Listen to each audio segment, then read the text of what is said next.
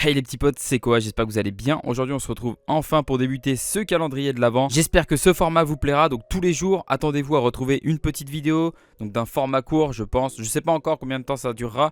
Peut-être 4-5 minutes grand maximum. Je pense que vous l'aurez compris, mais tous les jours on déballera un de ces paquets là. Donc qui sont tous numérotés de 1 à 24. Jusque là ça reste logique. Il faut remercier avant tout Lily qui s'est fait chier. Ça fait 2 semaines qu'elle y pense et qu'elle y réfléchit. Donc voilà, c'est elle qui a tout sélectionné, tout emballé. Elle a même mis une petite note derrière chaque paquet pour qu'on essaye tous ensemble les petits potes de deviner de quel manga il s'agit avant de l'avoir déballé. Essayez de jouer le jeu et essayez de deviner du coup de quel manga il va s'agir avant que je le déballe, ça serait marrant. Je pense que ça va être un petit jeu en plus du calendrier là tous les jours. Ne vous inquiétez pas, il y aura toujours les vidéos hebdomadaires, ça je l'avais dit.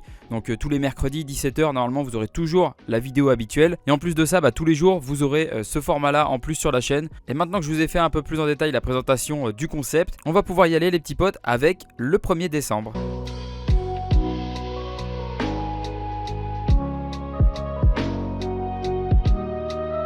Donc pour ce 1er décembre, on a évidemment le colis numéro 1. À chaque fois que je déballerai un paquet, après je remettrai le manga à sa place. Comme ça on verra au fur et à mesure que les jours vont s'écouler. Voilà, toutes les petites cases, enfin c'est pas vraiment des cases mais vous avez compris, se dévoiler les unes après les autres. Et je pense que ça peut être cool, à la fin on aura tout un tapis avec que des covers de manga. Je pense que ça rendra bien. En tout cas on est parti pour le premier paquet.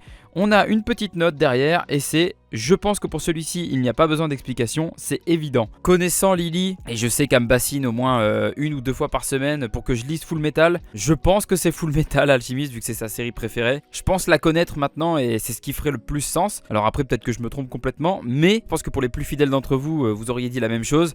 Donc on est parti les gars, on va déballer. Ah les gars, ça c'est quand même satisfaisant de pouvoir déballer des paquets avant l'heure, avant le jour de Noël, c'est quand même pas mal. Alors hop...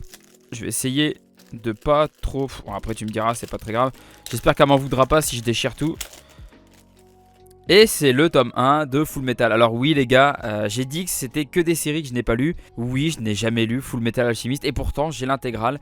C'est vraiment une série qu'il faut que je lise depuis un moment et j'ai jamais pris le temps. Donc voilà, là je vais devoir lire le tome 1 pour vous donner mon avis à chaud sur la série. On se retrouve tout de suite après la lecture.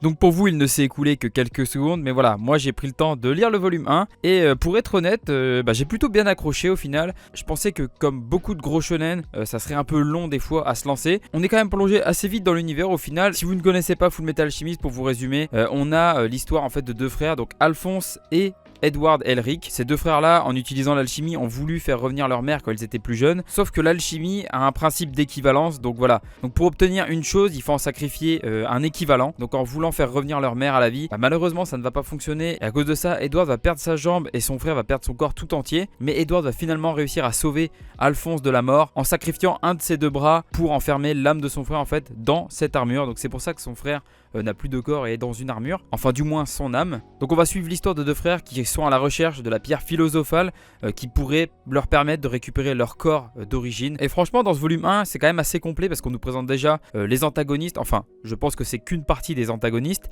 mais voilà on nous présente déjà 2 personnages qui semblent être les grands méchants on va dire de l'histoire.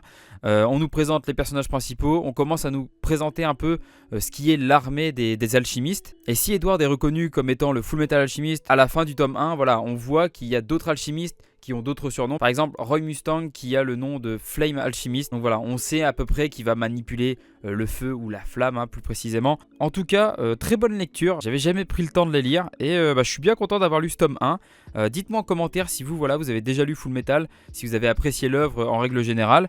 Et puis voilà, j'espère que vous serez présents pour le 2e paquet qu'on ouvrira demain 2 décembre. Sur ce, j'espère que cette vidéo vous a plu, j'espère que ce concept vous plaira. C'était quoi? Allez, ciao ciao.